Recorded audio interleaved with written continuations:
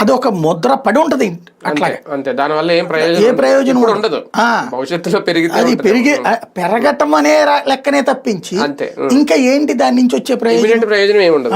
Even future లోనే rate పెరగడం అన్న ప్రయోజనం తప్ప దాంతో ఏం చేస్తాం? ఇంకా అలంకరణ రెండోది ఇది. అంతే అంతే, అవును. ఇట్లాగా చేసుకోవడం వల్ల ఏమైపోతుందంటే మన ఫండింగ్, రొటేషన్ ఫండింగ్ ఆగిపోతుంది.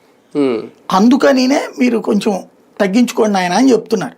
ఇప్పుడు దాని సింపుల్, నువ్వు బంగారం ఇస్తాననేది ఏదో డిపాజిట్ చేయి కూతురు పేరును. ఇప్పుడు బంగారం నగలు ప్రతి ఒక్కళ్ళు అడిగేది ఏంది? మీ అమ్మాయికి ఎంత పెడతావు?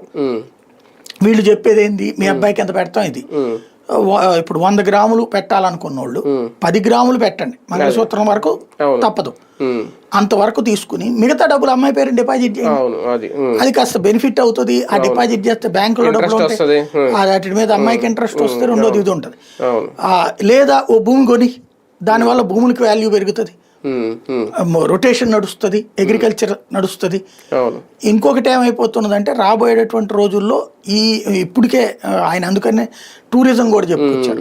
విదేశీ టూర్లు, అమెరికా పోయి ఆ బిల్డింగ్ ఎట్టలేసి చూసాం, మనం వీడియోలో కూడా చూసినా అంతే ఉంటుంది. మనం దాని ముందు ఫోటో అక్కడ దిగినా ఒకటే, కావాలంటే ఇప్పుడు ఏఐలో మనం ఇంకో ఫోటో కూడా తీసుకోవచ్చు దాని ముందు ఉన్నట్టు. కానీ అక్కడ పోయి చేసేది ఏముంది? మనం అది చూసి ఏమన్నా అద్భుతం ఉందా? మన దగ్గర అద్భుతాలు బోల్డ్ తెచ్చినాయి.